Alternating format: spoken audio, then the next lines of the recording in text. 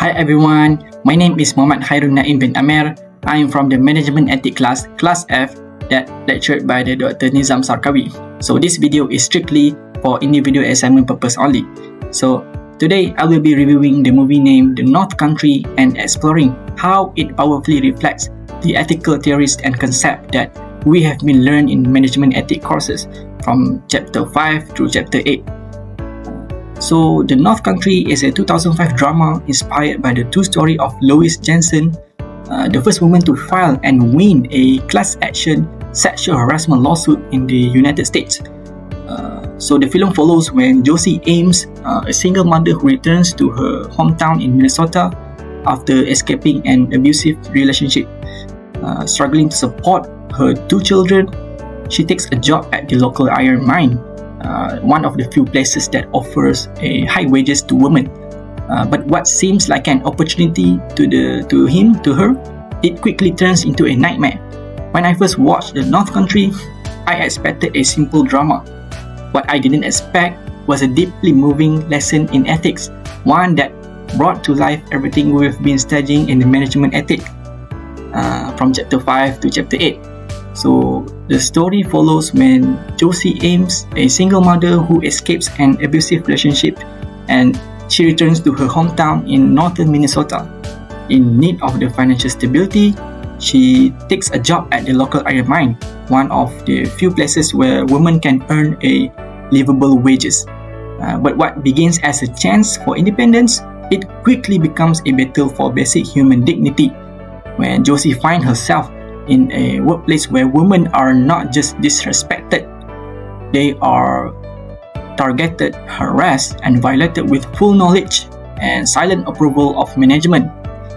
So, although the film doesn't directly deal with an environmental pollution, Chapter 5 focuses on the environmental ethics that resonated with me in a different way.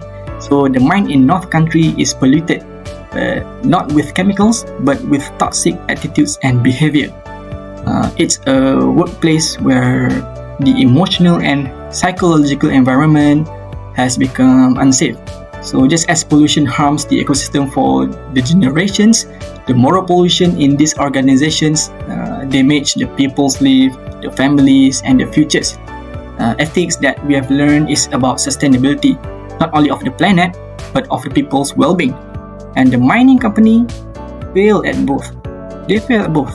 So in chapter 6, we explored how business have a duty of care, not just to the consumers, but in the broader sense, to everyone affected by their operations.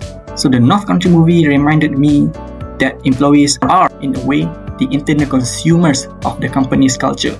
They buy into the promise of fair wages, decent treatment, and a safe environment. But mine betrayed that trust. Despite knowing that female employees were facing relentless harassment, be it from offensive gravity to physical assault, management took no actions. According to the due care theory, a company must actively prevent the foreseeable harm. Yet here, harm was just not foreseeable. It was visible.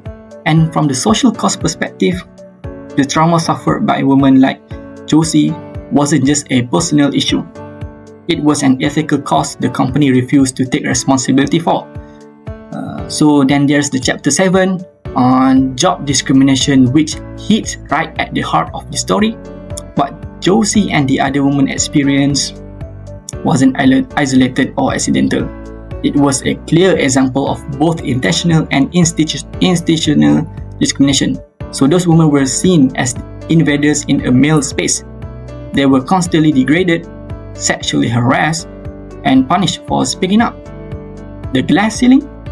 It wasn't even transparent in this case. It was solid, reinforced with silence and intimidation. Watching the film, I could not help myself but think of the frameworks that we have been studied.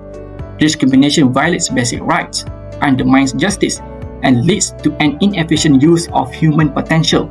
So the mind chose loyalty to the status quo over fairness, and it took legal action, an actual class action lawsuit, for any real change to happen. So finally, for the chapter 8, it deepens the story by looking at what makes a working environment ethical or not. So according to the rational model, business often focus only on efficiency and profits. So that's exactly what we have seen in North Country. Management care about keeping the production numbers high, but not about the suffering of their workers. There was no freedom of conscience. Those who challenged the abuse were silent or ostracized. Privacy? Non-existent. Women were harassed in the locker rooms and even during restroom breaks. So the company might have offered equal wages on paper, but without dignity, without safety or support, can we really call those jobs fair? So the moral responsibility for working condition, it lies with employers. Yet in this case, responsibility was avoided, denied, and buried until one woman forced the truth into the light. So what struck me the most was how North Country illustrated the difference between a cold, mechanical organization and the caring one. In the caring model, people matter, feelings matter, humanity matters. But in the world Josie stepped into, none of that existed.